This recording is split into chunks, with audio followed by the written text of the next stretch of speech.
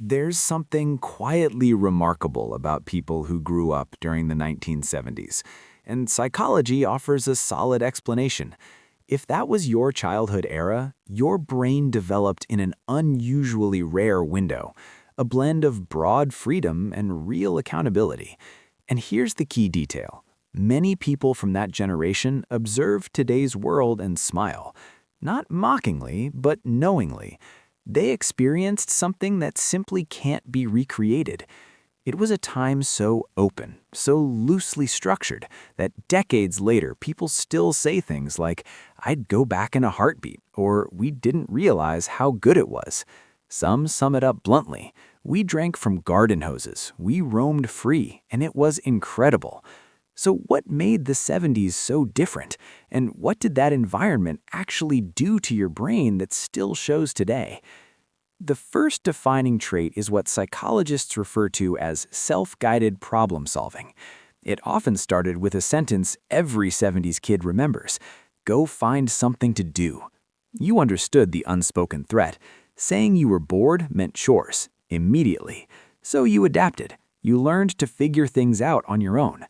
Research on unstructured childhood shows that kids who created their own entertainment developed stronger executive function and higher creativity. Your time wasn't filled for you.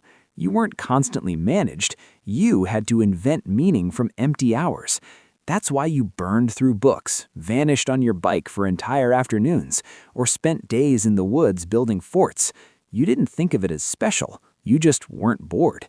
Your brain learned how to generate purpose without external input, a skill many modern childhoods never develop.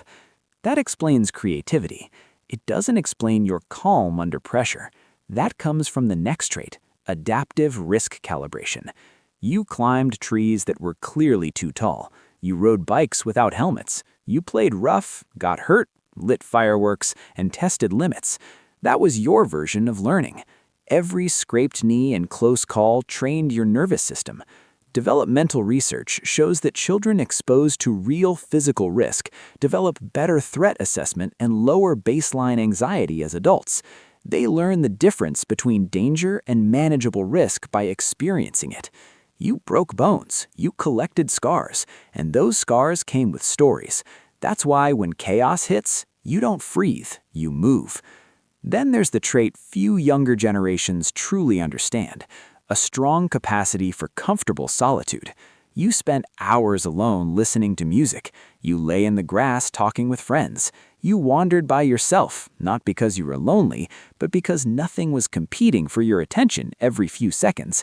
Studies on pre-digital childhood show that people raised without constant stimulation experience less anxiety when alone with their thoughts. Modern experiments show many people would rather experience mild electric shocks than sit quietly for 15 minutes. You'd probably laugh at that. You learned early that boredom isn't an emergency. Your brain never became dependent on non-stop stimulation. Silence doesn't unsettle you. Waiting doesn't frustrate you. The fourth trait is what psychologists describe as analog patience. You waited a week for your favorite show. No binge watching. You took photos and waited days to see the results. If you wanted to talk to someone, you memorized their phone number and hoped they were home.